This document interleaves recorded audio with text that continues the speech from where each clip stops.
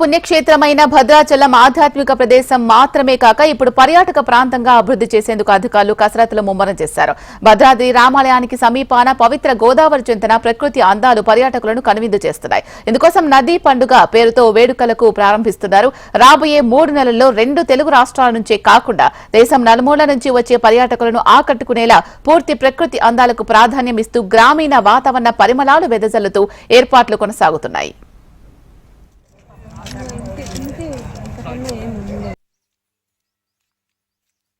ఆహ్లాదకరమైనటువంటి వాతావరణంలో హట్స్ ఏర్పాటు చేశారు. ఈ హట్స్లో చక్కగా యాత్రికులందరూ వసతి సౌకర్యం, అదేవిధంగా మరుగుదొడ్లు, అదేవిధంగా గిరిజన సాంప్రదాయం చక్కగా వాళ్ళు తయారు చేసే వస్తువులు, వాళ్ళు వినియోగించేటువంటి అనేక రకమైనటువంటి ఏజెన్సీ ప్రాంతంలో గిరిజన సాంప్రదాయాలని మనకి చక్కగా చవిచూచే విధంగా వారి యొక్క రుచులను, వారి యొక్క ఆరోగ్య రహస్యాలను, వాళ్ళు వాడినటువంటి వస్తువులను ఈరోజు భద్రాచలం నుండి దట్ట అరణ్యంలో ఉన్నటువంటి వాళ్ళ జీవన విధానాన్ని తెలుసుకోవాలంటే మీకు స్వాగతం, సుస్వాగతం.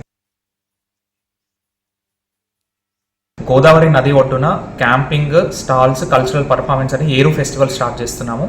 అది మంత్ 9th, 10th, 11th ఉంటుంది. దాంట్లో భాగంగా మనం అక్కడ రివర్ పక్కనే క్యాంపులు ఏర్పాటు చేశాము. అందులో 2 షేరింగ్, 3 షేరింగ్, 4 షేరింగ్ కూడా ఉంటుంది. వాళ్ళకి మంచి కల్చరల్ ఫుడ్ పెట్టడం జరుగుతుంది. వాష్రూమ్స్ అరేంజ్ చేయడం జరిగింది. సెల్ఫీ పాయింట్స్ ఉన్నాయి. సో మంచిగా గోదావరి అందాలను తనివి తీరా ఆస్వాదిస్తూ వాళ్ళు అక్కడ స్టే చేయొచ్చు. దాంతోపాటు గోదావరిలో మనం 3 బోట్ల సహాయంతో బోటింగ్ కూడా ఏర్పాటు చేశాము. దాంతోపాటు మనము ఐటీడీఏ తరపున, డిఆర్డీఏ తరపున, బీసీ వెల్ఫేర్ తరపున 40 స్టాల్స్, ఆ స్టాల్స్లో కూడా కోరుగా మన అడవుల్లో దొరికే ఉత్పత్తులు విత్ గుడ్ ప్యాకేజింగ్ చేసి మంచి బ్రాండింగ్ నేమ్తో వచ్చిన పర్యాటకులు అందజేయడానికి ప్లాన్ చేస్తున్నాము. సో దయచేసి ఈ ఫెసిలిటీస్ని అందరూ వాడుకోవాలని కోరుకుంటున్నాను. భద్రాచలంలోని గోదావరి నది చెంత క్యాంపింగ్ లివింగ్ రూమ్లు ఏర్పాటు చేస్తున్నారు. 2, 4 లేదా ఒక కుటుంబం గోదావరి ఒడ్డున సేద తీరేలా ఈ ఏర్పాట్లు సాగుతున్నాయి. నేలపై వెదురు తడికలతో క్యాంపింగ్ లివింగ్ రూమ్లు ఏర్పాటు చేసి అందులో పరుపులను వేయనున్నారు. వివిధ ప్రాంతాల నుంచి వచ్చే పర్యాటకులను ఆకట్టుకునేలా సెల్ఫీ పాయింట్ సైతం వెదురు బొంగులతో ఏర్పాటు చేస్తున్నారు.